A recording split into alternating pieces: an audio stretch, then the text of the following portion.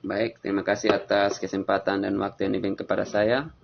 Saya bernama Lot Yudit Riu, NIM 1803030040, kelas A, semester 6, jurusan Sosiologi, mata kuliah Sosiologi Politik, di Fakultas Ilmu Sosial dan Ilmu Politik, Universitas Nusa Cendana.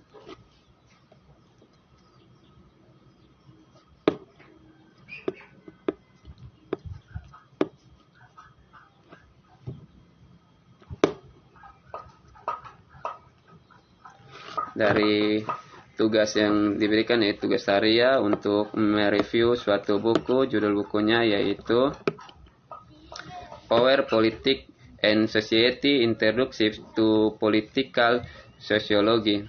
Baik, kita mulai saja dengan pembahasan. Yang pertama yaitu apakah negara bangsa modern? Mendefinisikan negara seperti apa negara itu dan apa yang dilakukan negara atau apa kelembagaan dan fungsi dimensi apa yang kita sebut negara. Apa kenyataannya adalah sejumlah lembaga yang berintegrasi, lembaga dan organisasi yang terdiri dari orang-orang yang menduduki posisi tertentu dengan tanggung jawab khusus. Negara bangsa modern adalah kelompok yang berbagi sejarah, identitas, dan budaya dengan monopoli penggunaan kekuasaan yang sah terkait dengan pengakuan wilayah tertentu dinasionalisasi sebagai kedaulatan oleh negara bangsa lain. Negara bangsa-bangsa modern dengan struktur terpusat dan birokrasi yang rumit dalam inovasi manusia yang relatif baru.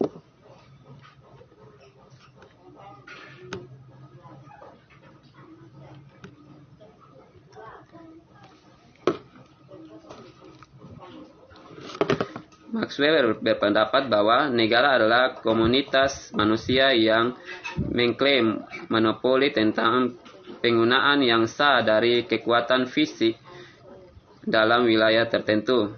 Negara kemudian memiliki kemampuan untuk membuat dan menegakkan hukum dan dijalankan oleh oposisi dalam birokrasi negara. Negara memiliki kekuasaan atas kehidupan warganya serta orang-orang yang saat ini tinggal di dalam perbatasan. Yang berikut wajib. Weber memandang negara sebagai asosiasi wajib dengan basis teritorial. Sifat wajib negara jelas dalam periode singkat revolusi itu. Kami tidak punya pilihan selain untuk tunduk pada otoritas negara selama kita secara fisik berada di dalam perbatasannya. Misalnya warga negara AS yang berpergian di Rusia tidak dapat menolak untuk mematuhi hukum Rusia karena dia berada di wilayah yuridis Rusia. Monopoli. Negara monopoli penggunaan kekuasaan yang sah di dalam perbatasannya. Ini tidak berarti bahwa negara harus menggunakan kekerasan. Dominasi negara adalah bukti dibatasi oleh kemampuan untuk mengikuti perintah tanpa perlu menggunakan paksaan. Ingat metafora sebelumnya tentang orang tua yang memahami negara. Orang tua tidak selalu perlu mengancam anak-anaknya dengan pukulan untuk kepatuhan. Anak-anaknya biasa patuh karena mereka menerima hak orang tua untuk menghukum meskipun mereka tidak setuju dengan hukum.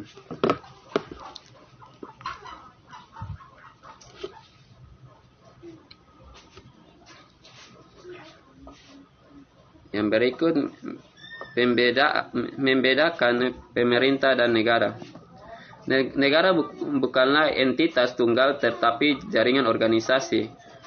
Mengikuti jejak Tilly dan Sospol and Orfos mendefinisikan negara sebagian sebagai kemungkinan kumpul otonom.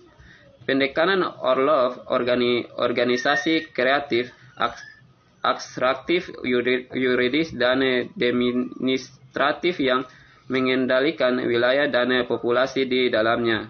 Karena negara terdiri dari berbagai unit dengan berbagai macam derajat otonomi, mengingatkan kita bahwa negara bukanlah kekuatan yang bersatu untuk Untuk misalnya, Amerika Serikat memiliki peradilan independen di mana hakim membuat keputusan yang mungkin bertentangan dengan kebijakan cabang eksekutif. Pada tahun 1930-an, Mahkamah Agung AS memutuskan beberapa program New Deal yang dirancangkan oleh administrasi Frederick Franklin D. Roosevelt memerangi defisit hebat sebagai institusional.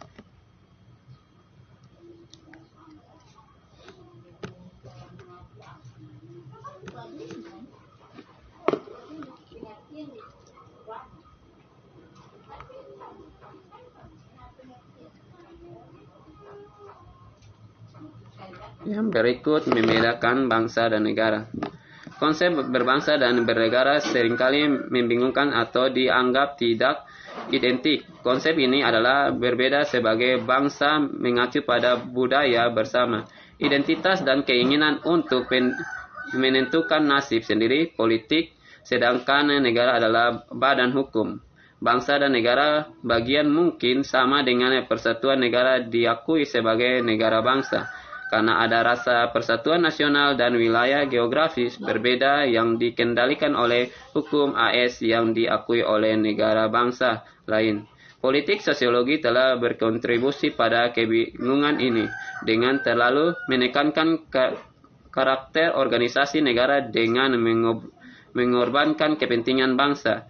Mungkin karena munculnya nasionalisme etnis dan konflik baru belakangan ini, sosiolog menyadari pentingnya politik dan nilai yang ditempatkan pada perspektif bangsa oleh warga.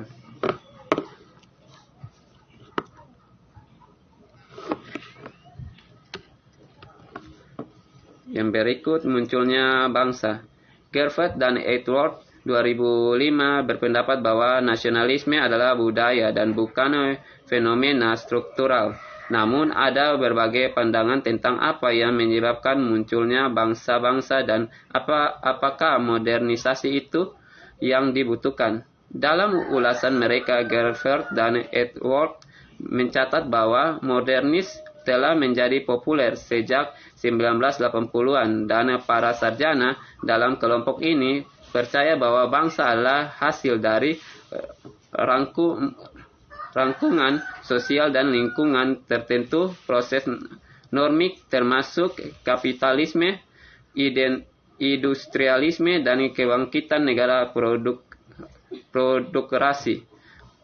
Untuk modernis, negara birokrasi adalah salah satu dari beberapa syarat yang diperlukan untuk kemunculan bangsa. Menyarankan bahwa negara harus didahulukan seperti yang ditulis antropolog Corlare Negreges dalam meringkas beberapa pandangan tentang bangsa. Bangsa tidak menghasilkan negara, tetapi negara menghasilkan bangsa.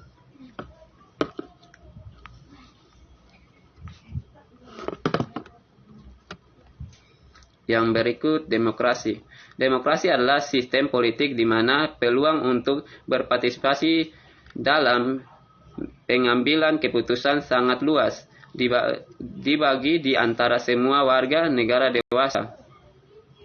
Berpendapat bahwa ada yang hebat kesepakatan variasi di negara-negara demokrasi dengan beberapa memiliki pelanggaran sipil yang meluas. Kebebasan meskipun mengandalkan pemilihan umum yang bebas dan lainnya sangat tidak efisien dalam menyediakan pemerintahan dasar larangan yang mereka sebut demokrasi berkualitas rendah.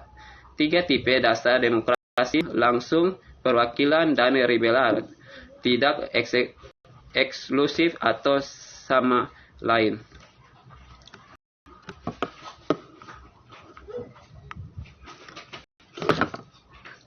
Mungkin itu sekian dari hasil presentasi saya.